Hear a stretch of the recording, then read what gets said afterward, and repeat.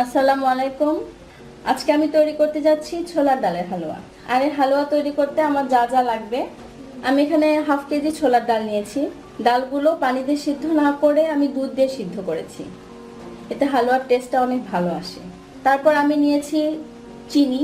আমি 300 গ্রাম চিনি রেখেছি এখানে, আপনার ইচ্ছা করলে আর একটু বাড়াতে পারেন।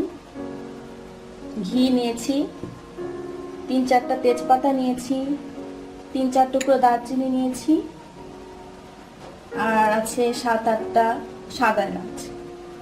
এখানে আছে কাজু বাদাম, এটা গার্নিশিং এর জন্য লাগবে। আপনারা ইচ্ছে করলে কিশমিশ ইউজ করতে পারেন।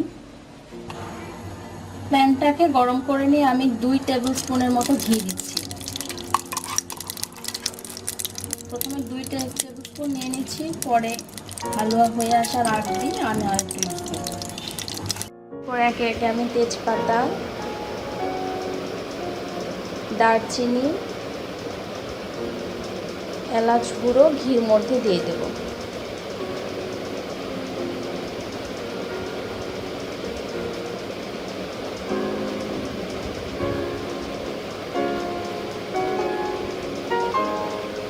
ঘির মধ্যে 1 মিনিট মশলাগুলো একটু ভাজা ভাজা হয়ে গেলে ডালের পেস্টটা দিয়ে দিচ্ছি।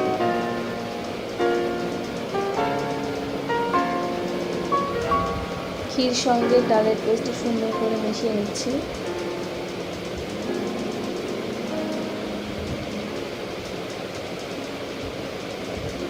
পাঁচ মিনিটের মতো একটু নাড়াচাড়া করে নিয়ে আমি চিনি অ্যাড করব।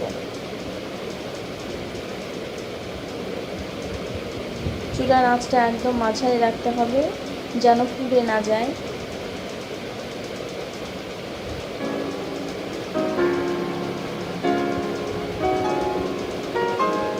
আমি সবটুকু চিনি অ্যাড করছি।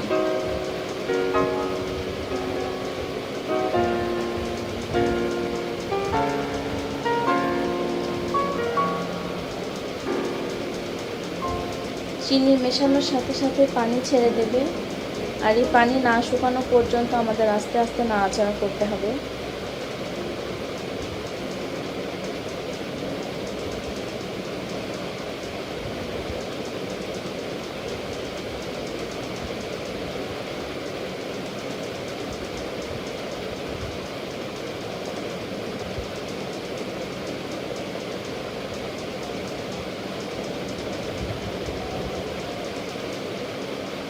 পানিটা শুকিয়ে এলে আমি আরও একটু ঘি অ্যাড করে নেব।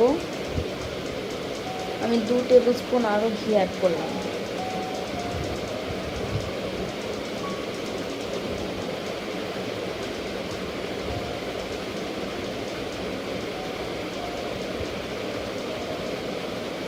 আরও 10 মিনিটের মতো রান্না করার পরে আমাদের হালুয়াটা হয়ে যাবে। আপনারা এভাবে আঙুল দিয়ে টেস্ট করে দেখতে পান হয়েছে কিনা। যদি আঙুলে কিছু লেগে না যায় তাহলে বুঝবেন আপনার হালুয়া হয়ে গেছে।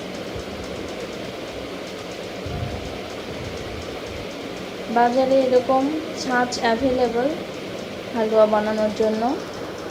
আমি দুটো দিয়ে আপনাদের একটু করে দেখাচ্ছি।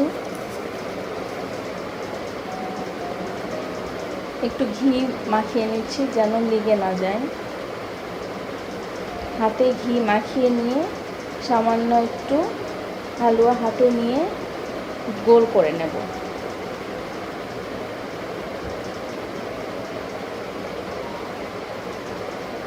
এখন ছাঁচের উপরে এই বলটা দিয়ে সুন্দর করে চেপে চেপে বসিয়ে দেব। চাপ দিলে ডিজাইনটা সুন্দর হবে।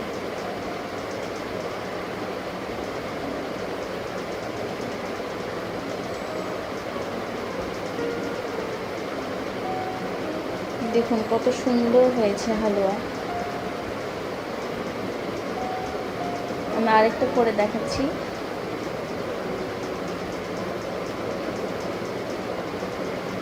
একই প্রসেসে হাতে নিয়ে আপনারা একটু গোল করে নেবেন।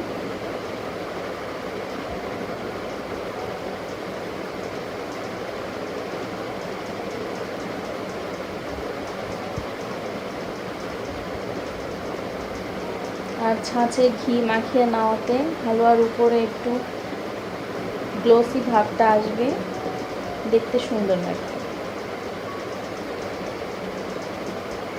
খাওয়ার সময় ঘির একটা ফ্লেভার পাওয়া যাবে, খেতেও খুব ভালো লাগবে।